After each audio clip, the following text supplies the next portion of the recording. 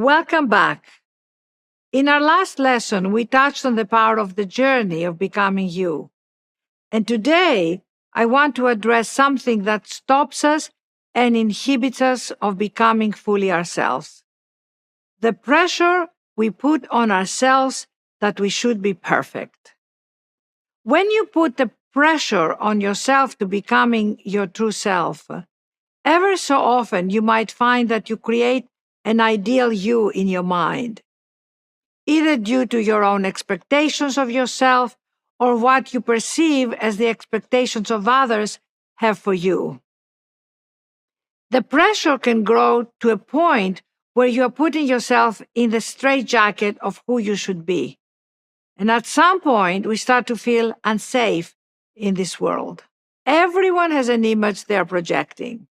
So if you are putting yourself in a straitjacket of all you think you should be, you are never going to feel you're becoming you. And at some point, if you look back in your life, you'll realize that you start adopting certain images and you put a block on your true expressions. And on top of that, we might feel very vulnerable, very uncomfortable in our vulnerability, and we cover it. We suffer the consequences of feeling the lack of spontaneity. It's like the feeling of walking around in an empty house. You start to feel like an imposter. We then start to adjust and we put on this image of perfection, which goes against our hearts. Because you know what? Our hearts are perfect just the way they are. They don't need adjustment. I remember that as a young girl, barely a teenager, my parents separated, and my mother took my sister Ariana and I away. I suffered endlessly because I missed my father, and my idea of perfection was that people being good to one another, getting along with one another, and living happily ever after in my ideal Greek village. As a response, I created a fictional character named Anna, who could do no wrong. She was perfect, Anna. She would say the perfect things and act in the perfect manner and knew exactly how to interact with boys, and she even ate all the right things. This was my way of coping, of trying to figure out how to exist in a world in which my parents were separated and in so much pain as a result I was going through. I felt such uncertainty in my life that I was extremely insecure and vulnerable. Anna was my little friend who always knew what to do, and I relied on her perfection for a sense of security. And that, my friends, is where perfection comes from, our ego. When we try to control our environment to be perfect, it gives us a sense of feeling grounded.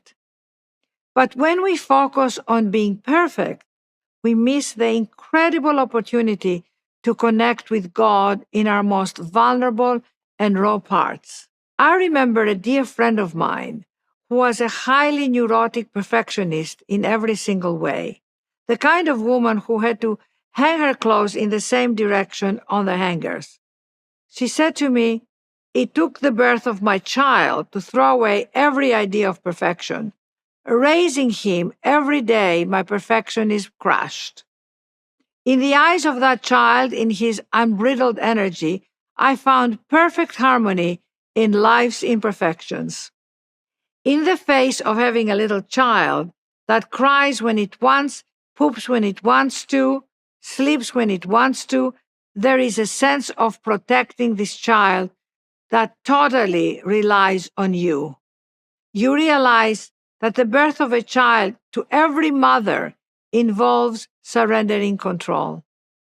Birthing, raising, growing up, running around the house, breaking a lamb, spilling the milk on the couch, pooping on new outfits. There is no controlling this being who doesn't have control over themselves. This baby became a mirror of herself, showing how she could not control everything. When she got it, she realized that she had to completely let go. She had to sit back. And upon that realization, she loosened up the tight knot inside herself.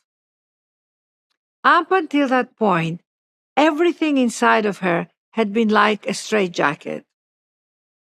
And suddenly, things opened up for her.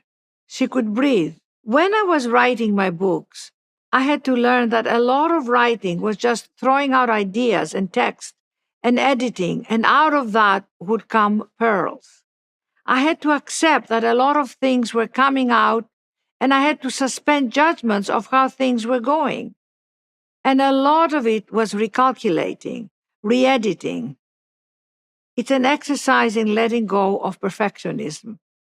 Anybody who has been in the creative process, writing books, producing a play, creating artwork, will understand this. So, how does perfectionism affect our spirituality? People who go on a spiritual path tend to feel that they should now be perfect. They go on a retreat and then they put this image that now I should be perfect and should not feel anything that's negative. Because now I'm spiritual, they say. They think they should not get jealous or angry or upset or sad. And when they step out of the spiritual path and they force themselves not to feel real feelings, not to say the thing they need to say, they start to do what I call a spiritual bypass. It's a powerful pressure to put on yourself, which is to deny the essence of your humanity and who you are. If we reject ourselves, we never really get to experience the magnificent joy of our spiritual nature. So, in our spiritual nature, it's loving and accepting all parts of ourselves. And this is such a big battle. Basically, however you decide to live, this is just to remind you that you are making up your own rules. You're making up your own norms. And if you deny yourself the inherited freedom inside of you in your struggle for perfectionism, you're going to find yourself feeling very small and deny the spirit in you that is very large and very free. In our spiritual nature, we are free. In our human nature, we put so many barriers around us that it's very hard to experience our freedom.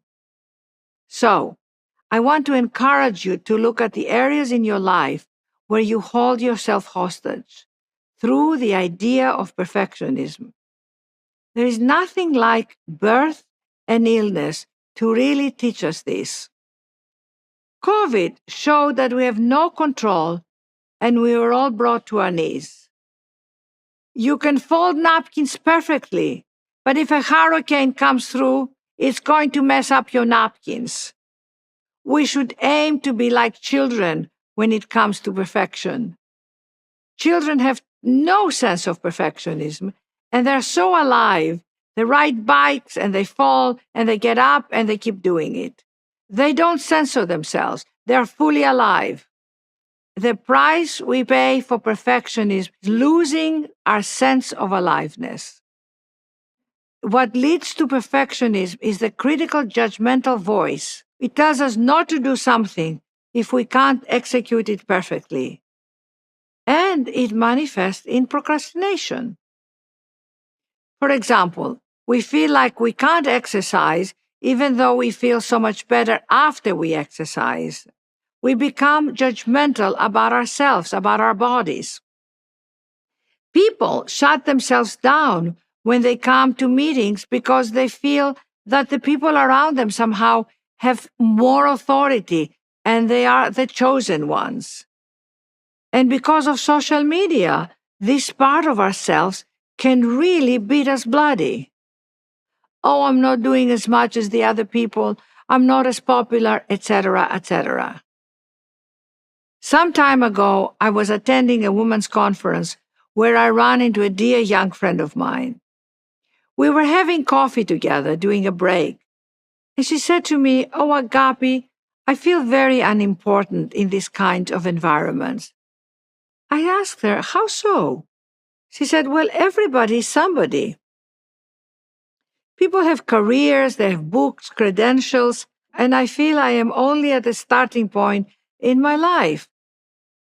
I feel like I'm nobody to these people. I chuckled and I said, well, you're definitely somebody to me because I care for you and think you are just the most wonderful girl. But she still felt small and contracted. I said, well, now look, imagine that we are all in a boat and the boat was sinking. We were all alerted to get into the life rafts filled with young people, older people, the crew, captain, and everybody else on board. How would you feel? Oh, I would feel scared, she said. Of course, I said. But would you feel less important than the crew or the best-selling author behind you? No, I would feel like we're all in it together, she replied. Well, that's exactly the point. Our ego and the hierarchy of the world makes us feel like there are more important people and less important people, and nothing could be further from the truth. Because we are all the same. Some people might have achieved more than others, might have greater accomplishments, but that doesn't make you any less than anyone else. This hierarchy that we play in our world can create such a sense of separation and ultimately loneliness. So let us release that belief that we are less important while other people are more important.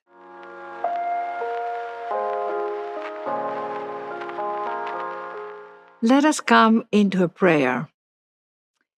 Come into your heart, call forward your light, enhance the sense of your belovedness, and let's pray. Dear beloved, I see how my desire for things to be perfect and harmonious is costing me my well-being, my freedom, and my peace. I ask for a deeper and higher sense of presence, calm, divine perfection of each situation, so that I may make unconditional love more important than anything. In truth, I don't know how to do this. The most I can do is admit that my perfectionism is preventing me from living fully in my joy. I ask now to let go of how I think things should be, so I may elevate my consciousness and see the perfection in how things are. I exhale. And I experience the unbinding of the ties that have closed me in. Now I can let myself really breathe, be in my perfect divine expression. I am so grateful. So be it.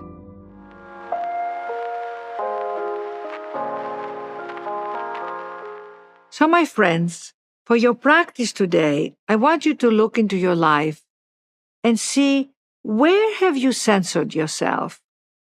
Where does your critical voice rob you of yourself? Let's just give it a voice. What does it say? You can't do it. You'll just mess it up. Other people have already done it. They've done it better than you. You're not as popular. You're not as creative. You're not as beautiful, as sexy, as funny.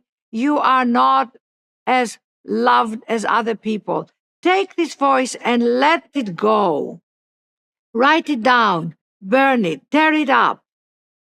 Send it to the Aegean. Put it on a rocket to Mars.